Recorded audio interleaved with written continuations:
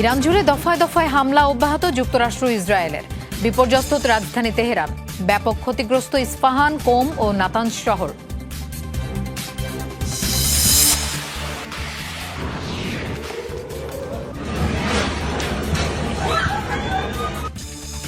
Tel Aviv সহ ইসরায়েলের বিভিন্ন অঞ্চলের ইরানের ক্ষেপণাস্ত্র হামলা, বাংকারে আশ্রয়ের খোঁজে লাখ লাখ ইসরায়েলি।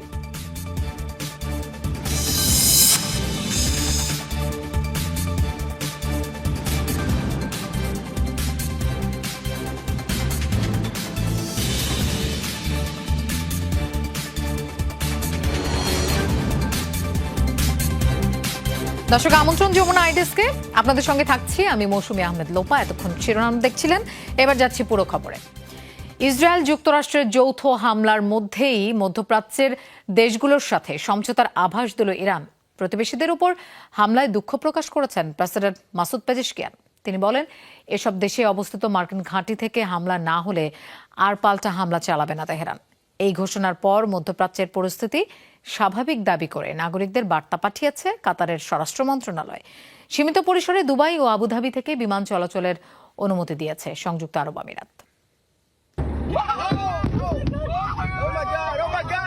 এক সপ্তাহ ধরে এভাবেই মধ্যপ্রাচ্যের বিভিন্ন দেশে মিসাইল আর ড্রোন হামলা চালিয়ে আসছে ইরান। হামলা হয়েছে এয়ারপোর্ট, জ্বালানি আর আবাসিক হোটেল সহ বিভিন্ন স্থাপনায়। বিপর্যস্ত হয়ে পড়েছে সেখানকার জনজীবন। তবে শনিবার হঠাৎই নিজেদের অবস্থান পরিবর্তনের ঘোষণা দেয় তেহরান। ইরানের প্রেসিডেন্ট মাসুদ পেজেশকিয়ান জানান, আরব দেশগুলোতে হামলার কোনো অভিপ্রায় ছিল না দেশটির। সৌদি আরব, কাতার আর বাহরাইন সহ মধ্যপ্রাচ্যের বিভিন্ন দেশে থাকা মার্কিন ঘাঁটি লক্ষ্য ছিল বলে জানান তিনি। প্রতিবেশী দেশগুলোয় হামলার জন্য ক্ষমাও চান ইরানি প্রেসিডেন্ট। আমি ইরানের পক্ষ থেকে এবং ব্যক্তিগতভাবে আমার প্রতিবেশী দেশগুলোর কাছে ক্ষমা চাই। তবে দেশগুলোর ভূখণ্ড থেকে ইরানের ওপর আর হামলা না হলে আমরাও আর আক্রমণ করব না। গতকাল ইন্টারিম কাউন্সিলের বৈঠকে এমনটাই সিদ্ধান্ত হয়েছে।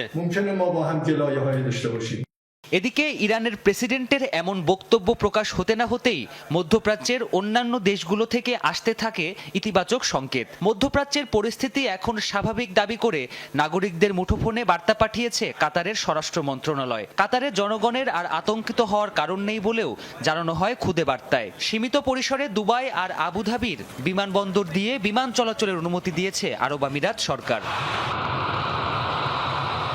আন্তর্জাতিক বিভিন্ন গণমাধ্যম বলছে, এখনো ইরানে হামলা অব্যাহত রেখেছে যুক্তরাষ্ট্র ইসরায়েল। ওয়াশিংটনের নিঃশর্ত আত্মসমর্পণের আহ্বান প্রত্যাখ্যান করেছে Tehran. Pranpratim Kundu, Jamuna News. Iran জুড়ে দফায় দফায় হামলা চালিয়ে যাচ্ছে যুক্তরাষ্ট্র ইসরায়েল যৌথ বাহিনী।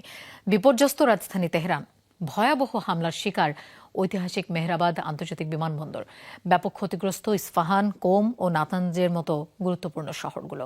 কেবল সামরিক স্থাপনা নয়, টার্গেট করা হচ্ছে দেশটির আবাসিক এলাকা, স্কুল ও হাসপাতাল।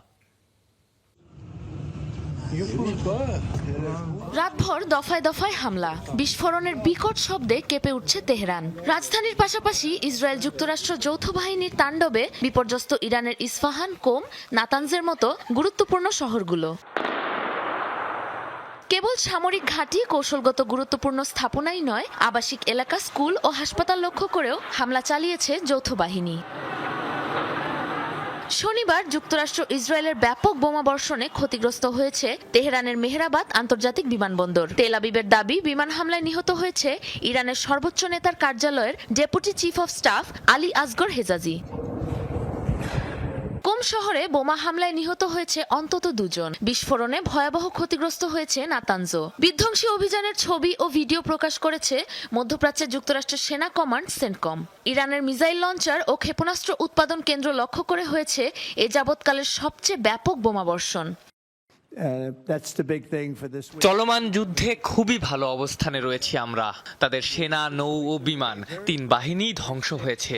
যোগাযোগ ব্যবস্থা বিচ্ছিন্ন, তার উপর তাদের নেতারাও নেই। তাদের 32টি জাহাজের সবগুলোই পানির নিচে। ইরানের প্রথম 2 স্তরের সব গুরুত্বপূর্ণ নেতাকে হত্যা করা হয়েছে, এমন দাবি মার্কিন প্রেসিডেন্টের। জানান, বিনা শর্তে আত্মসমর্পণ ছাড়া আর কোনো পথ খোলা নেই তেহরানের। একদল অসুস্থ মানসিকতার নেতাদের জন্য অনেক মানুষ মারা যাচ্ছিল, অনেকের জীবন বিপর্যস্ত হয়ে যাচ্ছিল। আমাদের সামনে দুটো পথ ছিল, হয় এই পরিস্থিতি বছরের পর বছর সহ্য করা, না হয় এর বিরুদ্ধে ব্যবস্থা নেওয়া। আমরা ব্যবস্থা নিয়েছি। বিশেষ করে ইরানের পারমাণবিক সক্ষমতা গুঁড়িয়ে দেওয়ার জন্য আমাদের সেনাবাহিনীর উপর গর্বিত আমি। মার্কিন সেন্টকম জানিয়েছে এক সপ্তাহে ইরানের ৩,৫০০-এরও বেশি লক্ষ্যবস্তুতে হামলা চালানো হয়েছে। ধ্বংস করা হয়েছে গুরুত্বপূর্ণ প্রশাসনিক স্থাপনা, অবকাঠামো, এমনকি আবাসিক এলাকাও। সাবরিনা নুসরাত, যমুনা নিউজ। ইরানের অব্যাহত হামলায় বাংকারে আশ্রয় নিচ্ছে লাখ লাখ ইসরায়েলি। শনিবার রাত থেকে ইসরায়েলি ভূখণ্ড লক্ষ্য করে ক্ষেপণাস্ত্র হামলার পরিধি বৃদ্ধি করেছে ইরান। তেল আবিব, হাইফা সহ বিভিন্ন অঞ্চলে বসবাসরত ইসরায়েলিরা ছুটছে নিরাপদ আশ্রয়ের খোঁজে। এদিকে আরব দেশগুলোয় অবস্থিত মার্কিন ঘাঁটি লক্ষ্য করে নতুন ধরনের মিসাইল ছুড়েছে ইরান। বাহরাইন, কাতার, সৌদি আরবের দাবি আকাশ প্রতিরক্ষা ব্যবস্থা ব্যবহার করে ধ্বংস করা হয়েছে বেশ কিছু মিসাইল। ইরানি মিসাইল আঘাত হানতেই ভয় আতঙ্কে ছুটোছুটি ইসরায়েলিদের। যে যেভাবে পারছে ছুটছে নিরাপদ আশ্রয়ের খোঁজে। আয়রন ডোম কিংবা ডেভিড স্লিংয়ের মতো আকাশ প্রতিরক্ষা ব্যবস্থাও ঠেকাতে ব্যর্থ হচ্ছে ইরানের মিসাইল। আবাসিক এলাকা সহ কৌশলগত অবস্থানে আছড়ে পড়ছে একের পর এক ক্ষেপণাস্ত্র। শনিবার নতুন করে হামলার পরিধি বাড়ায় তেহরান। নতুন ধরনের মিসাইল দিয়ে চালানো হয় হামলা। ধারণা করা হচ্ছে এখন পর্যন্ত 200-র বেশি মিসাইল ছোড়া হয়েছে। বাংকারে স্থান সংকুলন না হয় বিভিন্ন স্থাপনার আন্ডারগ্রাউন্ডে আশ্রয় নিচ্ছে ইসরায়েলিরা। প্রাণ বাঁচানোর তাগিদে সেখানে অবস্থান করতে বাধ্য হচ্ছে তারা। এদিকে শুক্রবারের ব্যাপক ক্ষয়ক্ষতির পর শনিবারও বিস্ফোরণ হয়েছে জেরুজালেমে। এর পাশাপাশি তেল আবিব এবং হাইফাতেও আঘাত হানে মিসাইল। শুধু ইসরায়েলি নয়, আরব দেশগুলো থাকা মার্কিন ঘাঁটি লক্ষ্য করেও হামলা জোরদার করেছে ইরান। আরব দেশগুলোর মধ্যে সবচেয়ে বড় হামলা হয়েছে ইরাকে। টার্গেট করা হয় একাধিক তেল ক্ষেত্র। বসরায় যুক্তরাষ্ট্র সহ বিভিন্ন বিদেশি তেল কোম্পানির কর্মীদের আবাসিক স্থাপনা লক্ষ্য করে হামলা হয়। ধ্বংস করা হয়েছে সংযুক্ত আরব আমিরাত ও জর্ডানে থার্ড রাডার। কাতারের মার্কিন ঘাঁটিতে থাকা FS-132 রাডার ক্ষতিগ্রস্ত হয়েছে ইরানের হামলায়। মীর মুশফিকা হাসান, যমুনা নিউজ। ইরানের কাছ থেকে নিঃশর্ত আত্মসমর্পণ দাবি করেছেন মার্কিন প্রেসিডেন্ট ডোনাল্ড ট্রাম্প। শুক্রবার নিজের সামাজিক মাধ্যম ট্রুথ সোশ্যালে একটি পোস্ট করেন তিনি। সেখানে বলেন, বিনা শর্তে আত্মসমর্পণ ছাড়া তেহরানের সাথে কোনো চুক্তি করবে না ওয়াশিংটন। তবে ইরান গ্রহণযোগ্য নতুন নেতৃত্ব বেছে নিলে যুক্তরাষ্ট্র ও তার মিত্ররা দেশটির অর্থনৈতিক উন্নয়নে কাজ করবে। এমনটি ঘটলে ইরানের ভবিষ্যৎ ভালো হবে বলেও দাবি করেন মার্কিন প্রেসিডেন্ট। শুক্রবার হোয়াইট হাউসের মুখপাত্র ক্যারোলিন লেভিট জানান, প্রশাসনের ধারণা অনুযায়ী 4 থেকে 6 সপ্তাহ চলতে পারে সামরিক অভিযান। লেবাননের বেকা ভ্যালিতে ব্যাপক সংঘর্ষ হচ্ছে ইসরায়েলি বাহিনী ও হিজবুল্লাহ গোষ্ঠীর। এক পর্যায়ে হেলিকপ্টারে আসা IDF সেনারা পিছু হটতে বাধ্য হয়। তবে বিমান হামলায় অন্তত 9 জন নিহত হয়েছে। এছাড়া জাতিসংঘের শান্তিরক্ষী বাহিনীর ঘাঁটি সহ দক্ষিণ লেবাননের বিভিন্ন এলাকায় হামলা চালিয়েছে তেল আবিব। সোমবার থেকে চলমান হামলায় দেশটিতে প্রাণহানি বেড়ে দাঁড়িয়েছে 222 জনে। আহতের সংখ্যা 800 ছাড়িয়েছে।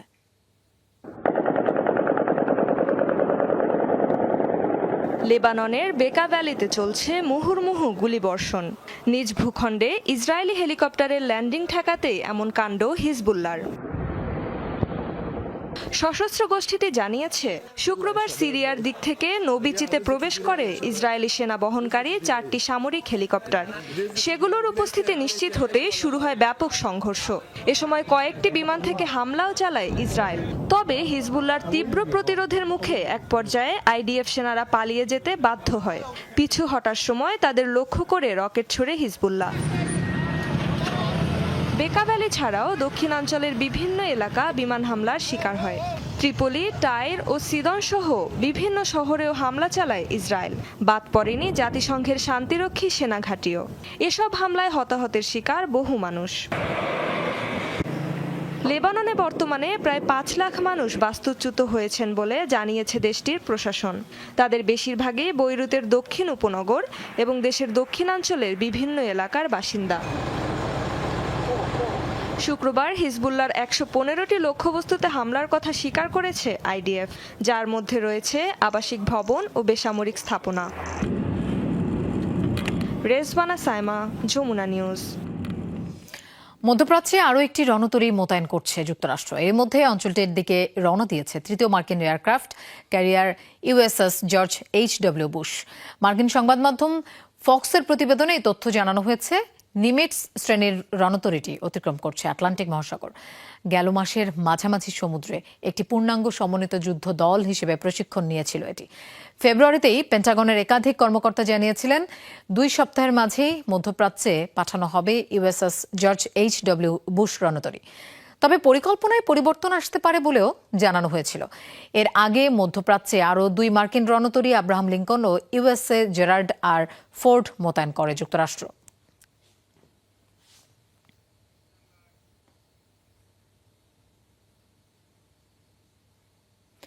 ইসরায়েলের কাছে জরুরি অস্ত্র বিক্রির অনুমোদন দিয়েছে যুক্তরাষ্ট্র। শনিবার মার্কিন পররাষ্ট্র দফতর এই অনুমোদন দেয়। এর ফলে মিত্র ইসরায়েলকে $15 কোটি বেশি মূল্যের সমরাস্ত্র সরবরাহ করবে ওয়াশিংটন। যেসব সমরাস্ত্র সরবরাহ করা হবে তার মধ্যে অন্যতম BLU বোমা। এর পাশাপাশি বিভিন্ন লজিস্টিক্স ও প্রযুক্তিগত সহায়তা করা হবে। মার্কিন পররাষ্ট্রমন্ত্রী মার্কো রুবিও জানান, দ্রুততম সময়ের মধ্যে এসব অস্ত্র সরবরাহ করা হবে। এই লক্ষ্যে বিশেষ প্রক্রিয়া গ্রহণ করা হয়েছে।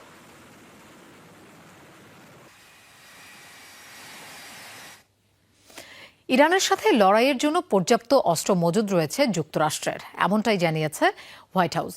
এর মুখপাত্র ক্যারোলিন লেভিট জানান, চলমান যুদ্ধ সামাল দিতে প্রস্তুত মার্কিন বাহিনী। যুক্তরাষ্ট্রের সমর ভাণ্ডারে সব ধরনের ক্ষেপণাস্ত্র এবং গোলাবারুদ মজুদ রয়েছে। এর পাশাপাশি সমরাস্ত্র নির্মাণকারী প্রতিষ্ঠান এবং অস্ত্র সরবরাহকারী ব্যবসায়ীদের সাথে মার্কিন প্রেসিডেন্ট ডোনাল্ড ট্রাম্পের বৈঠক হয়েছে। দ্রুততম সময়ের মধ্যে কিভাবে আরও সমরাস্ত্র মার্কিন বাহিনীকে সরবরাহ করা যায় সেই প্রক্রিয়াও চলছে বলে জানান লেভিট। মধ্যপ্রাচ্যে হামলা চালাতে সহজ নকশা আর স্বল্প মূল্যে নির্মিত শাহেদ 136 ড্রোন ব্যবহার করছে ইরান। কামিকাজে বা আত্মঘাতী এসব ড্রোনগুলো বিকট শব্দে লক্ষ্যবস্তুর উপর আছড়ে পড়ে বিস্ফোরিত হয়। 2500 কিলোমিটার ফ্লাইং রেঞ্জের ড্রোনগুলো বানাতে মাত্র $20,000 থেকে $50,000 খরচ হয়। বিশ্লেষকদের মতে যুক্তরাষ্ট্র ও তার মিত্রদের হাতে থাকা মূল্যবান ক্ষেপণাস্ত্রের মজুদ শেষ করতেই ব্যাপক হারে এসব ড্রোন নিক্ষেপ করছে ইরান। যুক্তরাষ্ট্র ও ইসরায়েলের হামলার জবাবে মধ্যপ্রাচ্য জুড়ে চলছে ইরানের ব্যাপক তাণ্ডব। মার্কিন ঘাঁটির পাশাপাশি ইরানের ড্রোন মিসাইলের নিশানায় ক্ষতিগ্রস্ত হয়েছে মধ্যপ্রাচ্যের মার্কিন মিত্র দেশগুলোর দূতাবাস, জ্বালানি অবকাঠামো, বিমানবন্দর, এমনকি বিলাসবহুল বহু হোটেল ও ভবন। মার্কিন গোয়েন্দা সংস্থার তথ্যের ভিত্তিতে ব্রিটিশ গণমাধ্যম BBC জানিয়েছে, মধ্যপ্রাচ্য জুড়ে হামলা চালাতে 2000-এরও বেশি শাহেদ 136 ড্রোন ব্যবহার করেছে ইরান। কামিকাজে ড্রোন হিসেবে পরিচিত এসব যুদ্ধাস্ত্রগুলো যে কোনো লক্ষ্যবস্তুর উপর আছড়ে পড়ার সাথে সাথেই বিস্ফোরিত হয়ে ঘটায় ব্যাপক ক্ষয়ক্ষতি। সহজ নকশা ও কম খরচে তৈরি দূরপাল্লার এসব ড্রোনগুলো নির্মাণের খরচ আনুমানিক $20,000 থেকে $50,000। মধ্যপ্রাচ্য জুড়ে বিপর্যয় ঘটানো এসব ড্রোনগুলো উৎক্ষেপণ করার আগেই প্রোগ্রাম করে দেওয়া হয় এর নির্দিষ্ট গন্তব্য। স্যাটেলাইট ন্যাভিগেশন সিস্টেমের মাধ্যমে যুদ্ধাস্ত্রগুলো চিনে নেয় সেই গন্তব্যে পৌঁছানোর পথ। 2500 কিলোমিটার রেঞ্জের ড্রোনগুলো উঠতে পারে ঘন্টায় প্রায় 185 কিলোমিটার বেগে। 11.5 ফুট দীর্ঘ একটি ড্রোন বহন করতে পারে 30 থেকে 50 কেজি ওজনের ওয়ারহেড। ডেল্টা উইং বা ত্রিভুজাকার হওয়ার পাশাপাশি ভূমির খুব কাছ দিয়ে উঠতে পারার ক্ষমতা থাকায় বড় মিসাইল শনাক্তকারী রাডার ও আর্লি ওয়ার্নিং সিস্টেমগুলোর চোখে খুব সহজেই ধুলো দিতে পারদর্শী এই ড্রোন। GPS jamming system, laser weapon ও অন্যান্য ক্ষেপণাস্ত্র ব্যবহার করে ভূপাতিত করা যায় এই ড্রোন। বিশ্লেষকদের মতে যুক্তরাষ্ট্র ও তার মিত্রদের হাতে থাকা মূল্যবান মিসাইল ও ইন্টারসেপ্টরের মজুদ শেষ করার উদ্দেশ্যেই ঝাঁকে ঝাঁকে এসব স্বল্পমূল্যের ড্রোন ছুটছে ইরান। এরই মাঝে সম্প্রতি ভূগর্ভস্থ একটি বাংকারে সারিবদ্ধভাবে সাজানো শাহেদ 136-এর ভিডিও প্রকাশ করেছে ইরানের গণমাধ্যম ফার্স্ট নিউজ। যুদ্ধের প্রস্তুতি নিতেই এসব হাজার হাজার ড্রোন নির্মাণ করে রেখেছিল ইরানের গার্ড বাহিনী IRGC বলে ধারণা করছেন বিশ্লেষকরা। সাবরিনা নুসরাত, যমুনা নিউজ। মধ্যপ্রাচ্যে যুদ্ধের প্রভাবে পাকিস্তানে জ্বালানির দাম 20% বৃদ্ধি পেয়েছে। সরকার ঘোষিত নীতি অনুযায়ী লিটার প্রতি 55 রুপি করে দাম বৃদ্ধি করা হয়েছে। দেশটির জ্বালানি মন্ত্রী আলী পারভেজ মালিক এই ঘোষণা দেন। এর ফলে ডিজেলের দাম লিটার প্রতি 321 রুপি এবং পেট্রোলের দাম 335 রুপিতে বিক্রি হবে। বিবৃতিতে ইসলামাবাদ জানায় বিশ্ববাজারে জ্বালানি তেলের দাম বৃদ্ধি পাওয়ার কারণে তা স্থানীয় বাজারেও সমন্বয় করতে হয়েছে। পাকিস্তান মূলত সৌদি আরব এবং সংযুক্ত আরব আমিরাত থেকে তেল আমদানি করে।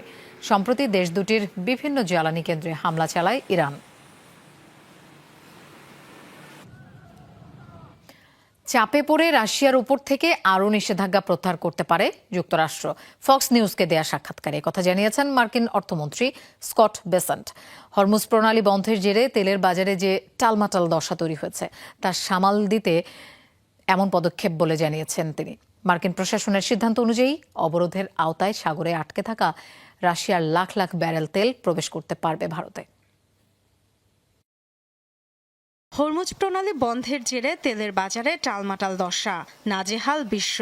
আজ লেগেছে যুক্তরাষ্ট্রেও, যার প্রমাণ সংকট মোকাবেলায় দেশটির সাম্প্রতিক চেষ্টা। একদিন আগেই সাগরে আটকে থাকা নিষেধাজ্ঞাপ্রাপ্ত রাশিয়ার ক্রুড যাতে ভারতে প্রবেশ করতে পারে 30 দিনের জন্য সে বিষয়ে ছাড় দেওয়ার ঘোষণা দেয় যুক্তরাষ্ট্র। একদিনের মাথায় ফক্স নিউজকে দেয়া সাক্ষাৎকারে মার্কিন অর্থমন্ত্রী জানালেন, বিশ্ববাজারে চাহিদা অনুযায়ী সরবরাহ কিছুটা স্বাভাবিক রাখতে রাশিয়ার তেলের ওপর থেকে আরও কিছু নিষেধাজ্ঞা তুলে নেওয়া হতে পারে, আর সেই জ্বালানি প্রবেশ করতে পারবে ভারতে। ভারতকে রাশিয়ার নিষেধাজ্ঞাপ্রাপ্ত তেল ক্রয় বন্ধ করতে বলেছিলাম, তারা সেটা করেছিল। যুক্তরাষ্ট্রের তেল দিয়ে চাহিদা পূরণ করতে যাচ্ছিল তারা, কিন্তু বিশ্বজুড়ে তৈরি হওয়া সাময়িক শূন্যতা পূরণে ভারতকে অনুমতি দিয়েছি রাশিয়ার কাছ থেকে তেল নিতে। আরও কিছু নিষেধাজ্ঞাও তুলে নিতে পারি। সাগরে অবরোধের আওতায় রাশিয়ার লাখ লাখ ব্যারেল তেল আছে, সেগুলো ব্যবহারের মাধ্যমে সরবরাহ তৈরি করতে পারি। হরমুজ প্রণালী দিয়ে স্বাভাবিক চলাচল নিশ্চিতেও কাজ চলছে বলে জানান মার্কিন অর্থমন্ত্রী। আগে সেন্টকমের কাছ থেকে শুনতে চাই, তারা যখন মনে করবে ওই রুট নিরাপদ তখনই ব্যবহার হবে। ইরানের এবং চীনের কয়েকটি নৌযানকে ওই পথে যেতে দেখা গেছে, আমরাও সমাধানের চেষ্টায় আছি। মধ্যপ্রাচ্যের সংঘাতের জেরে রাশিয়ার তেলের চাহিদা উল্লেখযোগ্য হারে বেড়েছে, এমন কথা জানিয়েছে ক্রেমলিন। ইরান যুদ্ধের জেরে রাশিয়ার জ্বালানির চাহিদায় উল্লেখযোগ্য বৃদ্ধি দেখতে পাচ্ছি। তেল ও গ্যাস দুটির ক্ষেত্রেই রাশিয়া নির্ভরযোগ্য সরবরাহকারী। চুক্তি অনুযায়ী সরবরাহের সক্ষমতাও আছে। তবে ভারতের কাছে কি পরিমাণ তেল সরবরাহ করবে মস্কো তা প্রকাশ করেননি Peskov. Dorothy Tasrin, Jamuna news.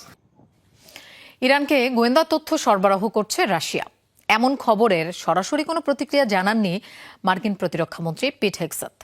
CBS নিউজের 60 মিনিটস অনুষ্ঠানে সাক্ষাৎকার দেন তিনি। জানান, যুক্তরাষ্ট্র সবকিছুই নজরে রাখছে, ঘটা উচিত নয় এমন কিছু প্রকাশ্যে হোক বা গোপন পথে তা শক্তভাবে প্রতিরোধ করা হবে। পিট হেগসেথের দাবি, কে কার সাথে কি নিয়ে কথা বলছেন তা নিয়ে স্পষ্ট অবগত আছেন মার্কিন প্রেসিডেন্ট ডোনাল্ড ট্রাম্প, তাই এ বিষয়ে নিশ্চিন্ত থাকতে পারে মার্কিন জনগণ। আজারবাইজানে সন্ত্রাসী হামলার পরিকল্পনা করেছিল ইরানের বিপ্লবী গার্ড বাহিনী। শুক্রবার এই অভিযোগ করেছে দেশটি। আইআরজিসির এই হামলার পরিকল্পনা নস্যাৎ করা হয়েছে বলে দাবি করেছে আজারবাইজান। তাদের অভিযোগ, বাকুতে অবস্থিত ইসরায়েলি দূতাবাস ইহুদিদের সিনাগন ছিল হামলার লক্ষ্য। এছাড়াও দেশটিতে বসবাসরত ইহুদি নেতাদের হত্যার পরিকল্পনা করা হয়েছিল। আজারবাইজানে 6 থেকে 10 হাজার ইহুদি বসবাস করে। এর আগে বৃহস্পতিবার ইরানের বিরুদ্ধে ড্রোন হামলার অভিযোগ করেছিল বাকু, যদিও সেই অভিযোগ অস্বীকার করেছে তেহরান। শক্তিশালী এক টর্নেডোর আঘাতে যুক্তরাষ্ট্রের মিশিগানে প্রাণ হারিয়েছে 3 জন, আহত কমপক্ষে 12 জন। আহতদের মধ্যে 3 জনকে ভর্তি করা হয়েছে স্থানীয় হাসপাতালে। শুক্রবার তীব্র ঝড়ের কবলে পড়ে ইউনিয়ন লেক, 3 রিভার্স সহ রাজ্যটির দক্ষিণাঞ্চলের বিভিন্ন এলাকা। নানা স্থানে ধসে পড়েছে বেশ কয়েকটি ভবনের ছাদ, উপড়ে গেছে অনেক গাছ। এ সময় দক্ষিণ মিশিগান সহ বিভিন্ন এলাকায় জারি করা হয় টর্নেডো সতর্কতা। শুক্রবার সন্ধ্যায় কর্তৃপক্ষ জানিয়েছে, এখনও শেষ হয়নি ঝড়ের শঙ্কা। রাতভর নতুন করে আবারও আঘাত হানতে পারে ঝড়। ইরানের সাথে চলমান যুদ্ধে পাকিস্তানের কাছে সামরিক সহায়তা চেয়েছে সৌদি আরব। উভয় দেশের মধ্যে স্বাক্ষরিত সামরিক চুক্তি অনুযায়ী ইসলামাবাদের কাছে এই দাবি করে রিয়াদ। সম্প্রতি মধ্যপ্রাচ্যের সংঘাত পরিস্থিতি নিয়ে পাকিস্তানের সেনাপ্রধান আসিফ মুনিরের সাথে বৈঠক করেন সৌদি প্রতিরক্ষা মন্ত্রী খালিদ বিন সালমান। সেখানে সৌদি আরবের বিভিন্ন স্থানে ইরানের হামলার বিস্তারিত তুলে ধরেন তিনি। ইরানের এসব কর্মকাণ্ড আঞ্চলিক সংঘাত আরও উস্কে দিতে পারে বলে সতর্ক করেন পাকিস্তানের সেনাপ্রধান। পাশাপাশি সৌদিতে হামলার বিরুদ্ধে যৌথভাবে কি পদক্ষেপ নেওয়া যায় তা নিয়েও হয় আলোচনা। গেল বছর নেটো ধাঁচের সামরিক চুক্তি করে সৌদি আরব পাকিস্তান। চুক্তি অনুযায়ী সদস্য দেশগুলোর কোনো একটির উপর সামরিক হামলা হলে সাহায্যে এগিয়ে আসবে অপর দেশ।